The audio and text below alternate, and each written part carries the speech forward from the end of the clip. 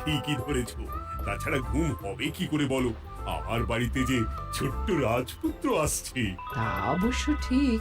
সেই কবে থেকে আমাদের নাতিকে দেখার জন্য আমরা বসে আছি।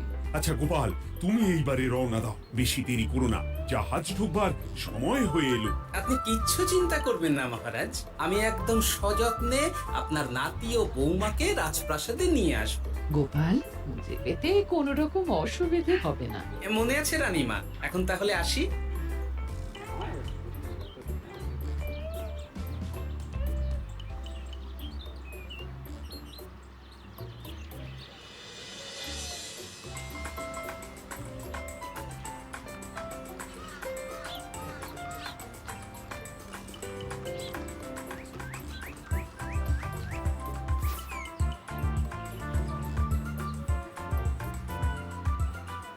এসো এসো বৌমা, এসো। আরে আমার নাতি বাবু যে। বৌমা, পথে আসতে কোনো কষ্ট হয়নি তো? এইটুকু পথ আসতে কোনো রকম কষ্ট হয়নি মা। গোপাল কাকা এত ভালো যে কি বলবো। যাক যাক, গোপাল তাহলে আরো একবার আমার মান রাখলো। যতদিন গোপালের ধরে থাকবে তার প্রাণ, সে ততদিন মহারাজের রাখবে যে মান। হ্যাঁ মহারাজ, আমি থাকতে আপনি একদম চিন্তা করবেন না মহারাজ। বেশ বেশ বেশ। আমি তাহলে এখন আসি, কেমন? আরে আরে, কোথায় যাচ্ছ গোপাল? একেবারে মধ্যাহ্ন ভোজনটাও সেরে যাও। ও, ভোজনের ব্যবস্থা আছে? তাহলে তো থাকতেই হবে। ওই ভোজনের কথা শুনেই গোপালের জিভের ওজন বেড়ে গেল। তুমি থামো তো মন্ত্রী, আসলে আজ বিকেলেই আমাদের কুল গুরুদেব আসছেন। তোমরা সবাই থেকে আজকেই নাতি বাবুর অন্নপ্রাশনের দিনটা স্থির করে নেব। এ তো বেশ ভালো কথা। বেশ তাহলে, বেশ ভালোই হলো। রোজ বাড়িতে খেতে খেতে জিভে একেবারে চড় পড়ে গিয়েছিল। বহুদিন পরে রাজবাড়ির পোলাও কোরমা খেয়ে পেট ভরাবো।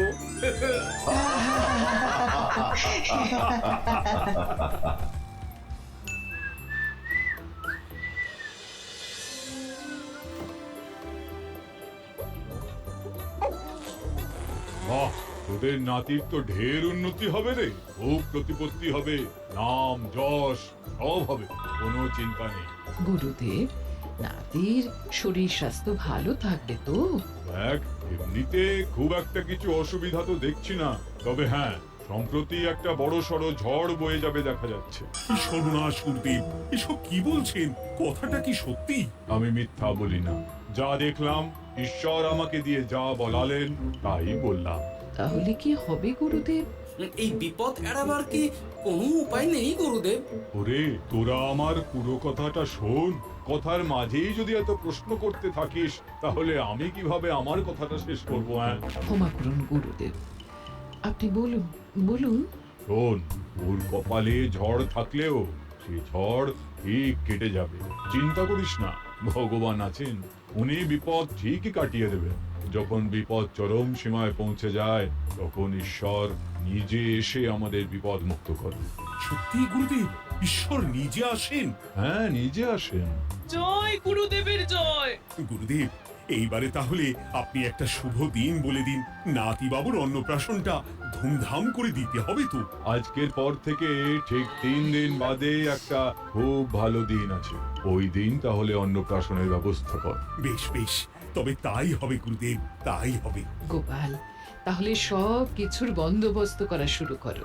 সে আর বলতে রানীমা, আমি আগামীকাল থেকেই একদম জোর কদমে মাঠে নেমে পড়বো। হ্যাঁ রানীমা, আমি কোনো দায়িত্ব নেব নাকি? না থাক, যদি প্রয়োজন হয় তুমি গোপালকে সাহায্য করো।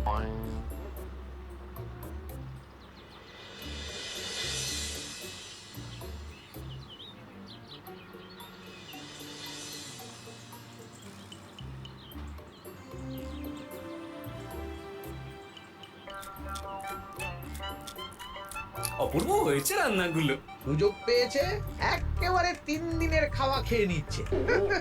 সুযোগ কি কেউ ছাড়ে মন্ত্রী মশাই?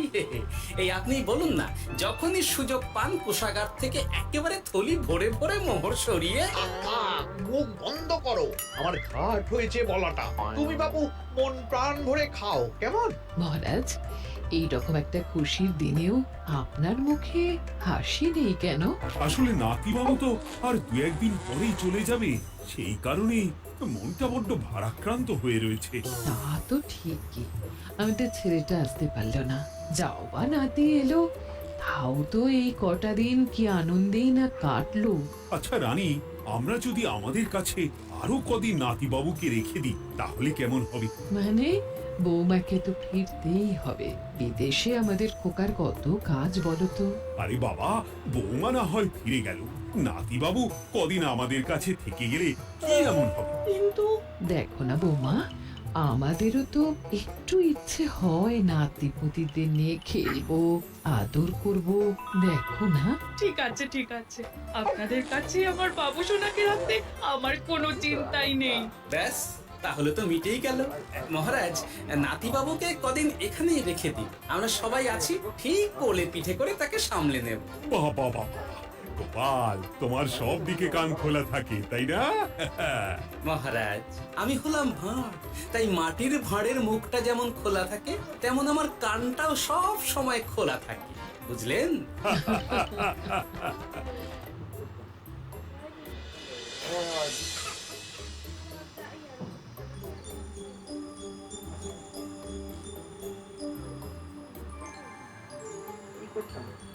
কি ব্যাপার মহারাজ, আপনি এখনো শোননি কেন? শরীর খারাপ করছে নাকি? না রানী, একটা কথা খুব ভাবাচ্ছে বুঝলে। কি কথা মহারাজ? এই যে সেদিন গুরুদেব বললেন না, যখন গভীর বিপদ আসে তখন ঈশ্বর নিজে আসেন বিপদে মোকাবিলা করার জন্য। হ্যাঁ মহারাজ, বললেন তো। আচ্ছা, ঈশ্বর কি বিপদে সত্যি নিজে আসেন? কিন্তু তিনি নিজে তো বিশাল শক্তিধর, ক্ষমতাবান, তাহলে তিনি নিজে না এসে অন্য কাউকে পরিস্থিতির মোকাবিলা করতে পাঠান না কেন? মহারাজ, ঈশ্বর কখনো কখনো নিজেই হয়তো আসেন, অথবা কখনো কারো দ্বারা বিপদ খণ্ডন করেন। ব্যাপারটা খুবই সহজ মহারাজ। না না, কিন্তু আমার মনে হয়। মহারাজ, আপনার কি মনে হয় আমি জানি না, তবে আমার যা মনে হয় আপনাকে বলেছি। আগামীকাল একবার সভাসদদের প্রশ্নটা করতে হবে, দেখি তারা কি বলে। আগামীকাল সকালে আবার বৌমা ফিরে যাবে।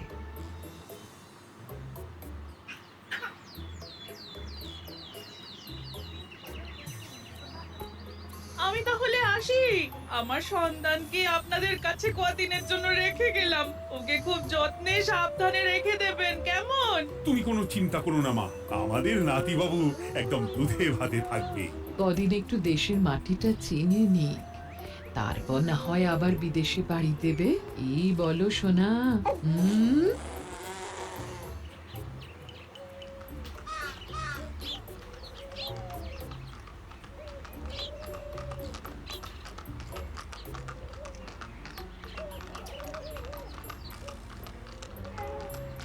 বৌমা তো চলে গেল, এইবারে তাহলে আমরাও যাই। আজকেও নিশ্চয়ই বৌমার ফিরে যাওয়া উপলক্ষে রাজসভা বন্ধ থাকবে। ভুলেও এই সব কথা ভেবো না মন্ত্রী, চলো এইবারে সবাই রাজসভায় চলো, তোমাদেরকে একটা খুবই গুরুত্বপূর্ণ প্রশ্ন করব। সেরেছে, মহারাজ আবার কি প্রশ্ন করবেন ভগবান জানে। সবাই রাজসভায় এসো।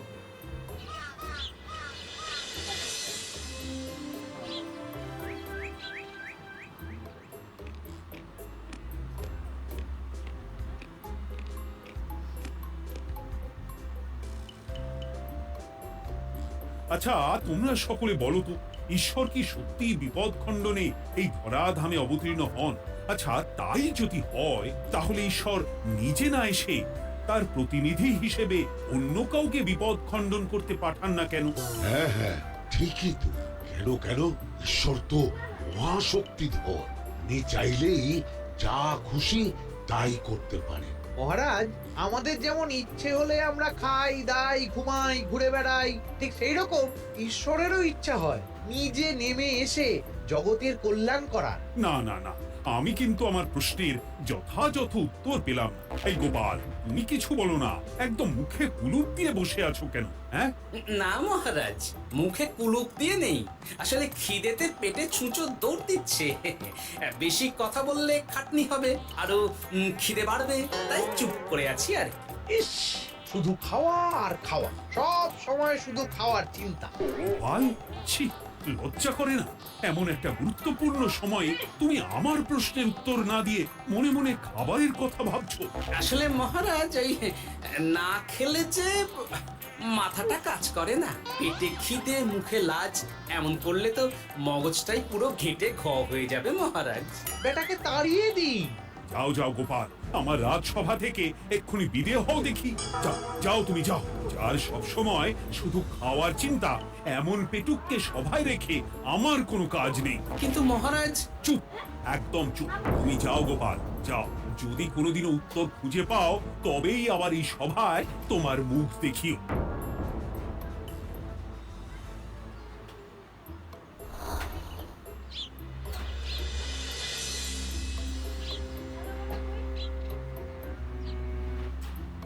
মহারাজ যে এমন সামান্য কারণে আমায় রাজসভা থেকে বার করে দেবেন ভাবতেও পারিনি।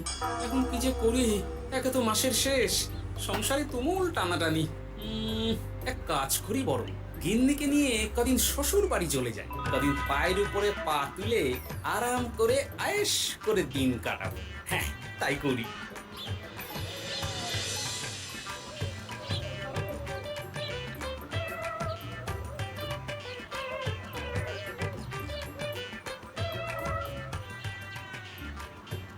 গিন্নি, ও গিন্নি,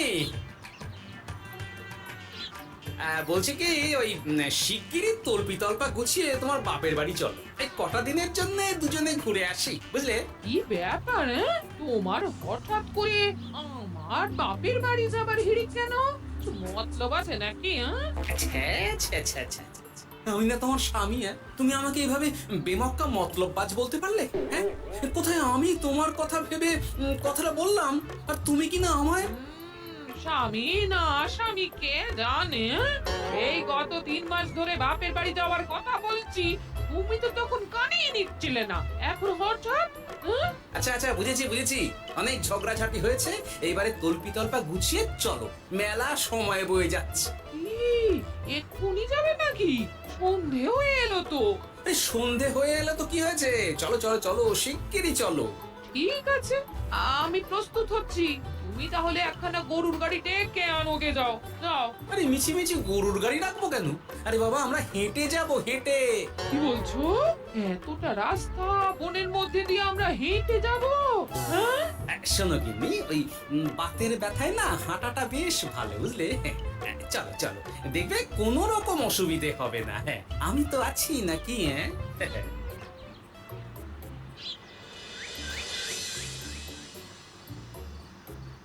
বাবা, বনটা বেশ ঘন। বলি, এই সময়ে এই বনের মধ্যে দিয়ে কেউ হেঁটে যায়? মেলা গজগজ না করে চুপচাপ এসো দেখি। ও মা গো, বাবা গো, বাবা গো, কি লাগাটাই না লাগলো গো। আরে, তোমার থেকে আমার বেশি লেগেছে, যা একখানা ধাক্কা মারলে। কি করবো? গিন্নি আমায় ধাক্কা মেরে ফেললো বটে, কিন্তু আজ আমি মহারাজের প্রশ্নের যথাযথ উত্তর পেয়ে গেলাম। বেড়াল ছানাটিকে বাঁচাতে কোনো কিছু না ভেবেই কিভাবে বেড়ালটা এই বাঘা কুকুরটার দিকে তেড়ে গেল। হ্যাঁ, তার মানে বিপদে পড়লে সন্তানকে বাঁচাতে না, আমাকে এক্ষুনি একবার রাজপ্রাসাদে যেতে হবে, রানীমার সঙ্গে কথা বলতে হবে। আরে আরে আরে আরে, ওদিকে কোথায় চললে গো? ওদিকে তো তোমার শ্বশুর বাড়ি নয়। আরে বাবা, আমার নয়, তোমার শ্বশুর বাড়ির দিকেই আবার যাচ্ছি, বুঝলে? মানে আমরা যাব না? না না, পরে যাব, তাড়াতাড়ি এসো দেখিনি। কি রে বাবা, লোকটার মাথাটা কি গেছে নাকি? কখন যে কি করছে নিজেরই ঠিক নেই। যত্তসব।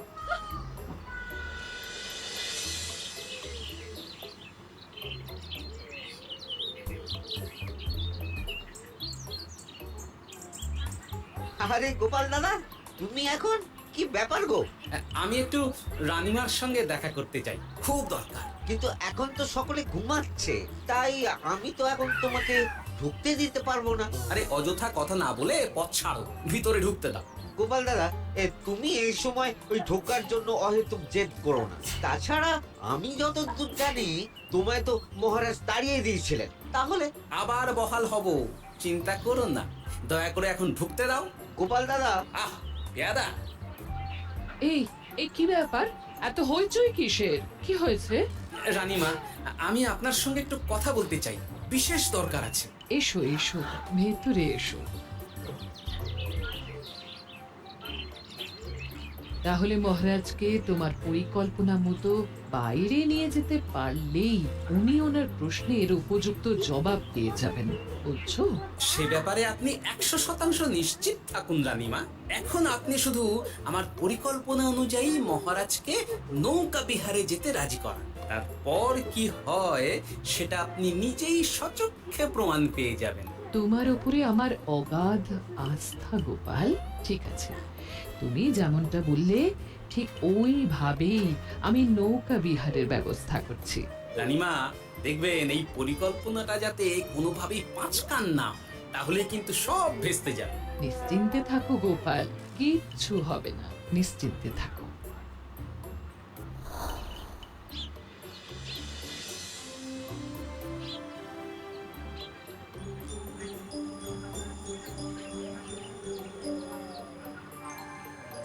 মহারাজ আবার বেজার ভোগ করে গেছেন। কি করব, আমি এখনো যে আমার প্রশ্নের উত্তর খুঁজে পাইনি। এইভাবে আপনি আর কতদিন মুখ ভার করে বসে থাকবেন শুনি? কি জানি, কিছুই আর ভালো লাগে না যে। বলছি শুনুন না মহারাজ, নাতিকে নিয়ে চলুন না, আমরা একটু নৌকা বিহারে যাই, তাহলে ওরও ভালো লাগবে আর আপনার মনটাও বেশ অন্যরকম হবে। ঠিক আছে, তাহলে চলো একটু নৌকা বিহার করে আসি।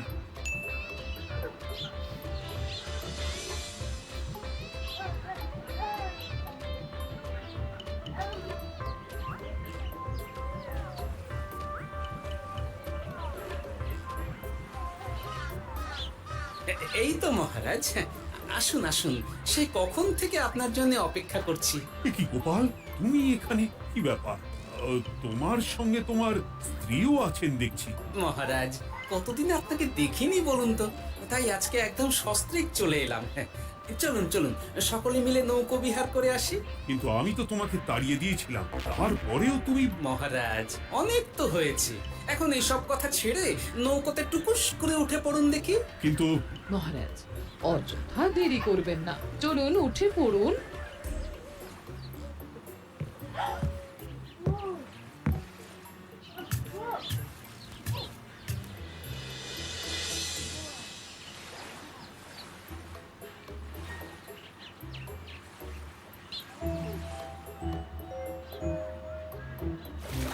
এ কি?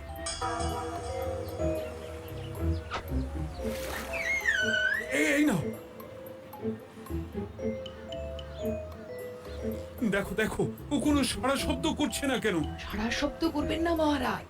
মানে এসব কি বলছো? এই পুটুলির ভেতরে তো আপনার নাতি নেই, এখানে নাতির বদলে রয়েছে একখানা খেলার পুতুল। এসব কি বলছো তুমি? এইটা যদি পুতুলি হয় তাহলে আমার নাতি বাবু কোথায়? হ্যাঁ, আপনার নাতি এইখানে একদম সুরক্ষিত অবস্থাতেই আছে। যাক বাবা, আমি যে কি ভয় পেয়ে গেছিলাম তার কি বলবো। কিন্তু রানী, তুমি আমার সঙ্গে হঠাৎ কেন এমন ছলনা করলে? হ্যাঁ, আমার কথাই মহারাজ, কেন? আসলে আমি আপনাকে এই ঘটনার মধ্যে দিয়ে আপনার প্রশ্নের আসল উত্তরখানা দিতে চেয়েছিলাম, তাই। গোপাল, কি বলতে চাইছো একটু খুলে বলো তো। আপনি জানতে চেয়েছিলেন যে ঈশ্বর যেহেতু বিশাল ক্ষমতাধর, তাই সন্তানের বিপদে তিনি নিজে না এসে অন্য কাউকেও তো তার প্রতিনিধি হিসাবে বিপদটা কাটাতে পাঠাতে পারেন। হ্যাঁ, কিন্তু তার সঙ্গে এই ঘটনার কি সম্পর্ক শুনি?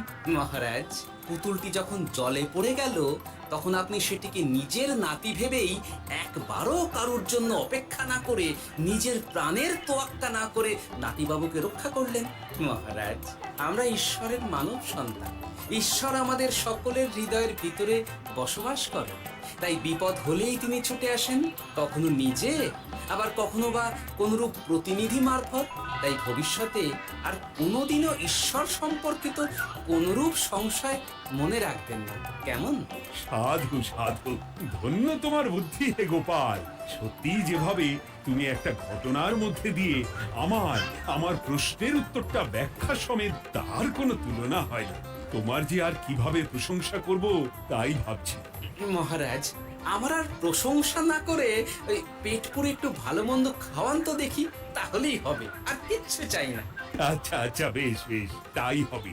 আগামী 7 দিন তোমার সস্ত্রীক সহ রাজবাড়িতে দুবেলা আহারের নিমন্ত্রণ থাকলো, কেমন? ব্যাস, আর কি চাই?